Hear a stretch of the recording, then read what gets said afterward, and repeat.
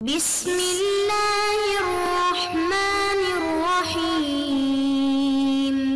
اعوذ باللہ من الشیطان اللعین الرجیم بسم اللہ الرحمن الرحیم وبہ نستعین وہو خیر ناصر ومعین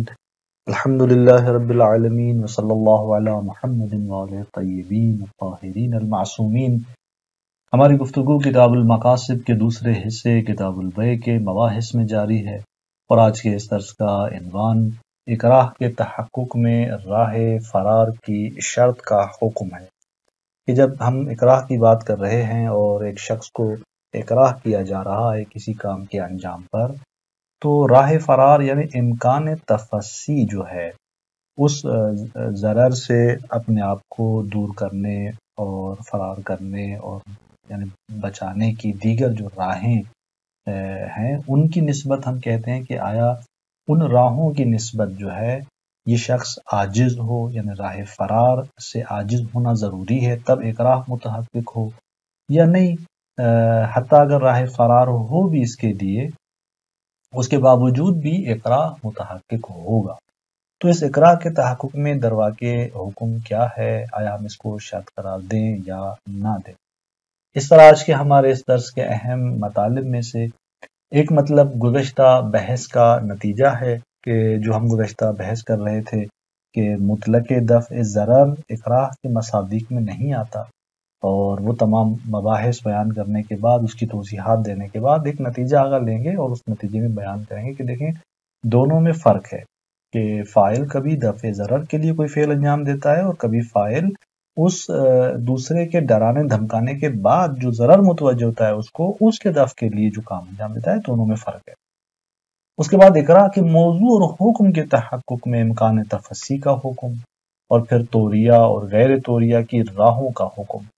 کہ اس سلسلے میں جب ہم امکان تفصی کی بات کریں گے کہ جب ہم کہتے ہیں کہ وہ شخص جو ہے وہ مکرہ واقع ہوا ہے اس کام پر، اس فعل پر، تو آیا یہاں پر امکان تفصی سے عاجز ہونا کہ اس کو راہ فرار حاصل نہ ہو یہ ضروری ہے تب ہم اسے مکرہ کہیں یا نہیں؟ پھر اس سلسلے میں توریہ اور غیر توریہ کی متعدد ہمارے پاس راہیں ہیں، مثلا وہ مکرہ واقع ہوا ہے کہ انشاء بیع کرے لیکن وہ توریہ کرے، یعنی ایک ظاہری کلام جو اس کا ہے وہ ایک ظاہری معنی رکھتا ہے، لیکن توریہ کہ وہ جو ہے ایک اور معنی کا ارادہ کرے، یوں اس اکراہ سے اپنے آپ کو بچائے، اس اکراہی کام سے، اس اکراہی فعل سے، اگر اس طرح توریہ کے ذریعے وہ بچ سکتا ہے، یا دیگر جو راہیں ہیں مثلا۔ تو ان راہوں کے حوالے سے حکم بیان ہوا، آیا ان تمام راہوں کی نسبت اس کا عاجز ہونا ضروری ہے تب جا کے اس کو ہم مکرہ کہیں گے، یا نہیں اگر یہ راہیں اس کے لیے موجود ہوں پھر بھی وہ مکرہ حساب ہوتا ہے؟ تو اس طرح چلتے ہیں اپنے پہلے عنوان کی طرف، جس میں آغا نتیجہ بیان کرتے ہیں کہ والحاصل، گزشتہ درس کے بعد جو نتیجہ ہمیں حاصل ہوتا ہے وہ یہ کہ ان الفاعل قد يفعل لدفع الضرر، فاعل جو ہے فعل انجام دینے والا شخص کبھی دفع ضرر کے لیے کوئی کام انجام دیتا ہے، اپنے طرف سے کوئی ضرر جو ہے وہ دفع کرنا چاہتا ہے، مطلقہ طور پر ایک ضرر ہے اس کی نسبت، اگر وہ کام انجام نہیں دے گا تو اسے ضرر حاصل ہوتا ہے، لہٰذا وہ دفع ضرر کے لیے کام انجام دے رہا ہے۔ تو یہاں پر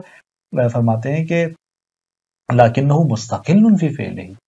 ان الفاعل قد يفعل لدفع الضرر لکنہ مستقل، ایک فاعل جو دفع ضرر کے لیے فعل انجام دے رہا ہے لیکن وہ اپنے فعل میں مستقل ہے، استقلال رکھتا ہے۔ جیسے ہم نے کہا تھا کہ معیار ایک فعل کے مکرہ ہونے کا کیا ہے کہ فاعل استقلال سے یعنی گر جائے، استقلال سے ساکت ہو جائے، نہیں یہاں ہم کہہ رہے ہیں کہ وہ فاعل ہے دفع ضرر کے لیے کام انجام دے رہا ہے لیکن اپنے اس فعل کے اندر مستقل ہے، تصرف میں کاملاً وہ صاحب اختیار ہے، وہ مخلی و تبعہ، اور وہ کیا ہے یعنی اپنے مزاج اور اس طبیعت کے اعتبار سے آزاد ہے اس کے اندر، بحیث یتیب نفسہ بفعلہ، اس اعتبار سے کہ اس کا باطن، اس کا اندر اس فعل کی نسبت رضایت رکھتا ہے۔ یہ ایک مرحلہ ہے کہ یہ ایک مورد اس فاعل کا کہ آپ وہاں پر اس طرح اسے دیکھتے ہیں کہ دفع ضرر کے لیے فعل انجام دے رہا ہے لیکن مستقل ہے، ہم نے ضابطہ بیان کر دیا تھا، مکرہ علیہ کی صورت میں فعل کا واقع ہونا کہاں پر ہے؟ جہاں پر وہ استقلال نہ رکھتا ہو۔ پھر فرماتے ہیں کہ وَإِن كَانَ مِن بَابِ علاج الضرر، اگرچہ یہ علاج ضرر کے باب سے ہی کیوں نہ ہو، یعنی وہ جو ہے ایک فعل انجام دے رہا ہے اس ضرر کو دور کرنے کے لیے، ضرر کے دفع کرنے کے لیے، علاج ضرر کے لیے، فرماتے ہیں کہ اس ضرر کے علاج کے لیے یہ کام انجام دے رہا ہے، لیکن بہرحال وہ اس کام میں مستقل ہے، رضایت رکھتا ہے، قصد رکھتا ہے، اور یہ ضرر کو دور کرنا اس کے اس قصد اور تعمد کو، اس کے استقلال کو ختم نہیں کر رہا۔ وقد يفعل للدفع ضرر عیاد الغیر علی ترکہ، کبھی وہ فعل انجام دیتا ہے، کیوں؟ تاکہ دفع ضرر کرے۔ کیسا دفع ضرر؟ فرماتے ہیں کہ ضرر کے ایعاد الغیر، یعنی وہ ضرر کے جو غیر کے دھمکانے کا ضرر ہے، اللہ ترک ہی، کس پر؟ اس کے ترک پر۔ دفع ضرر کر رہا ہے دوسرے کے دھمکانے کی صورت میں، وہ ضرر اس کی طرف آ رہا ہے اللہ ترک ہی، جب وہ اس کو انجام نہیں دے گا۔ اگر وہ اس کو ترک کرتا ہے تو فرماتے ہیں کہ یہ ضرر اس کی طرف متوجہ ہوتا ہے، اور یہ جس کے اندر ہم نے کہا تھا کہ ایعاد غیر ہے، دوسرا شخص اسے ڈرا رہا ہے، دھمکا رہا ہے، اگر وہ ترک کرتا ہے تو ضرر اس کی طرف متوجہ کر رہا ہے وہ۔ وَهَذَا مِمَّا لَا يَطِيبُ النَّفْسُ بِهِ، یہ کیا ہے؟ یہ ان افعال میں سے فعل ہے کہ جس کی نسبت اس کا نفس رضایت نہیں رکھتا۔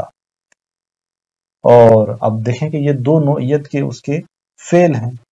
وَذَلِكَ مَعْلُومٌ بِالْوِجْدَانِ، اور یہ بات وجداناً معلوم ہے کہ جب انسان کو دوسرا آ کر تحمیل کر رہا ہو، کوئی کام ڈرا رہا ہو، دھمکا رہا ہو، اگر تو نے یہ کام انجام نہیں دیا تو یہ ضرر تمہارے لیے ہوگا، تو یہاں پر اگر وہ کام جا کے انجام دیتا ہے اس طرح کے ضرر کو دفع کرنے کے لیے، تو یہاں وجداناً ہم اپنے پورے وجود سے اس بات کا احساس کرتے ہیں کہ یہ انسان جو ہے وہ مکرہ علیہ ہے، یہ استقلال نہیں رکھتا اس فعل کے اندر، یہ جو ہے راضی نہیں ہے اس فعل کی نسبت، تعمد نہیں ہے اس کو حاصل اس فعل کی نسبت۔ تو لہٰذا ان دونوں میں فرق ہے، اور یہاں بات روشن ہو جاتی ہے۔ ضابطہ جو ہم نے بیان کیا تھا اسی ضابطے کو یہاں پر منطبق کریں گے ہم، کہ اگر ایک دفع ضرر کے لیے فاعل کوئی فعل انجام دے رہا ہے، وہاں پر وہ مستقل ہے کہ نہیں، اگر مستقل ہے تو پس وہ مکرہ علیہ کی عنوان سے کام انجام نہیں دے رہا، لیکن اگر وہ مستقل نہیں ہے، جیسے جہاں پر وہ دوسرا اسے ڈرا رہا ہے، دھمکا رہا ہے، تو وہاں پر یہ مکرہ علیہ حساب ہوگا۔ اس کے بعد آغا شیخ انصاری رحمۃ اللہ علیہ ایک اور مطلب کی طرف جا رہے ہیں، کہ جہاں پر ہم نے عنوان دیا تھا کہ اکراہ کے تحقق میں راہ فرار کی شرط کا حکم کیا ہے، کہ آیا اسے راہ فرار ہے تب بھی وہ مکرہ ہے، یا نہیں راہ فرار کی نسبت وہ عاجز ہو تب جا کے وہ مکرہ حساب ہوگا۔ تو اس سلسلے میں متعدد راہیں ہیں، ان میں سے ایک راہ توریے کی ہے، کہ انسان جو ہے وہ توریہ کر کے فرار ہو سکتا ہے اس فعل سے جو جس پر وہ مکرہ واقع ہوا ہے، یعنی کلام جاری کرے اپنی زبان سے جس پر وہ مجبور ہے کہ وہ اس طرح کا کلام جاری کرے، لیکن ارادہ کچھ اور معنی کا کرے۔ تو اس سلسلے میں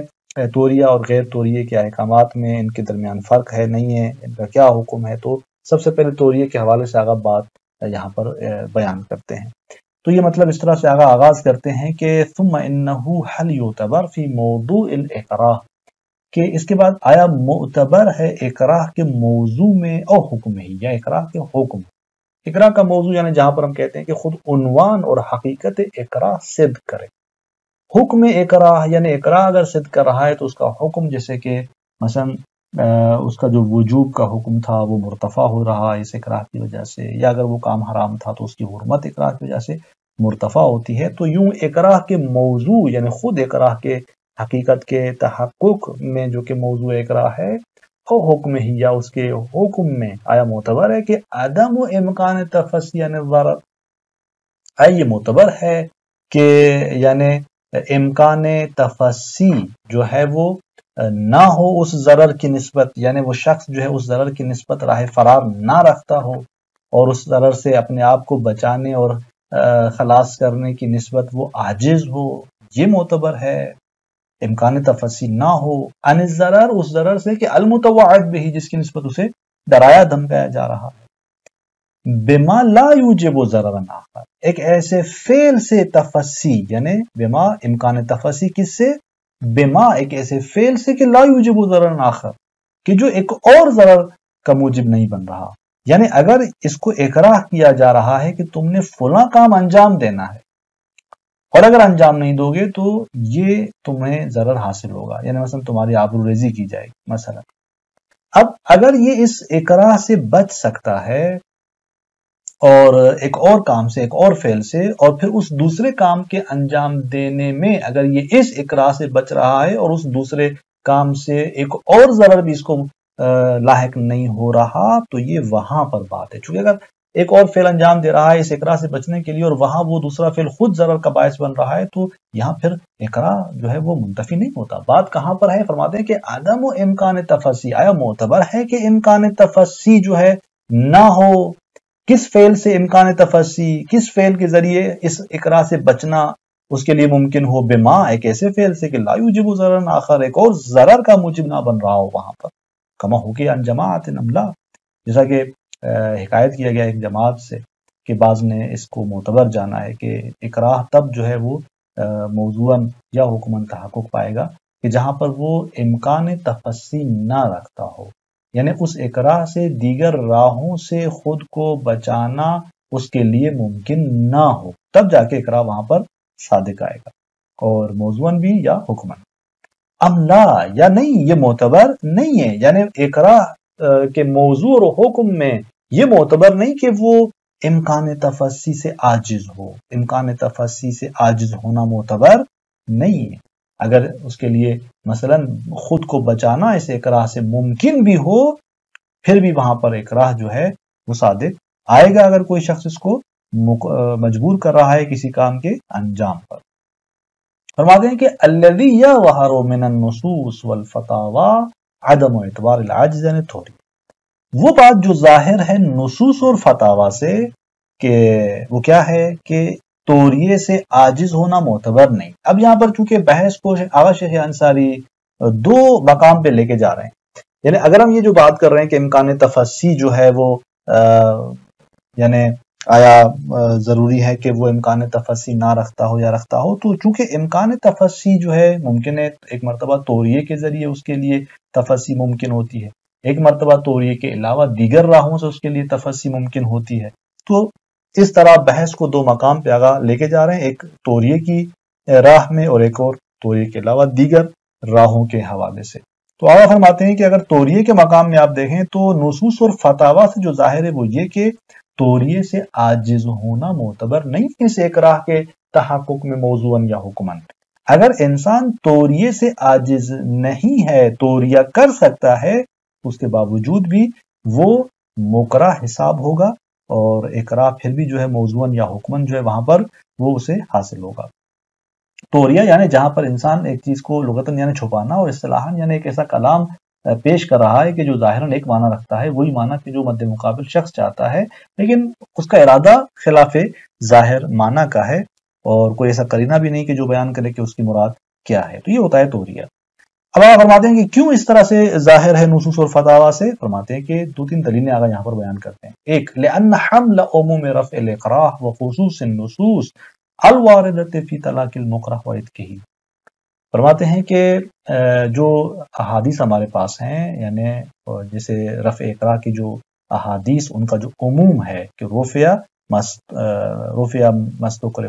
علیہ، یہ جو احادیث ہم پیچھے پڑھ چکے ہیں کہ وہ تمام کام وہ افعال کو جس پر انہیں مجبور کیا جائے، اکراہ کیا جائے،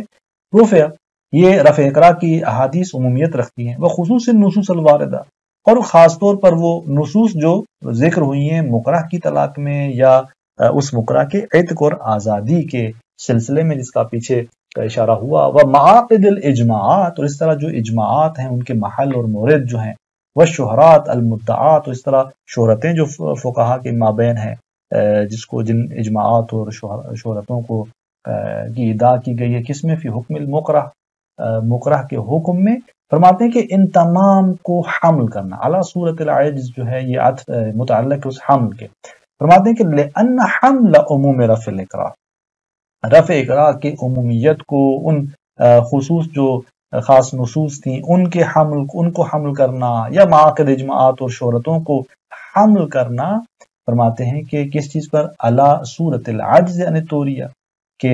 حمل کرنا اس بات پر کہ توریے سے عجز کی صورت پر اس کو حمل کرنا. یعنی ہم یہ کہہ رہے ہیں کہ یہ رفع اکراہ کہاں ہے؟ جہاں وہ شخص جو ہے وہ توریہ نہ رکھتا ہو، توریے سے عاجز ہو. اگر توریہ کر سکتا ہے تو پھر اکراہ مرتفع نہیں ہے. یعنی یہ رفع اکراہ کو کی عمومیت کو ہم حمل کریں اس بات پر کہ وہ توریے سے عاجز ہو.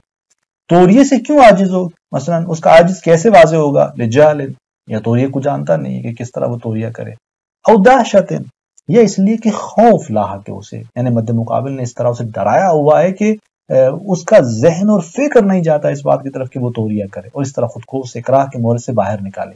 فرماتے ہیں کہ اس طرح جب توریے سے وہ عاجز ہو تو یہ جو رفع اکراہ کی احادیث کا عموم ہے اور دیگر جو دلائل ہیں ان کے اطلاقات اور عمومات کو حمل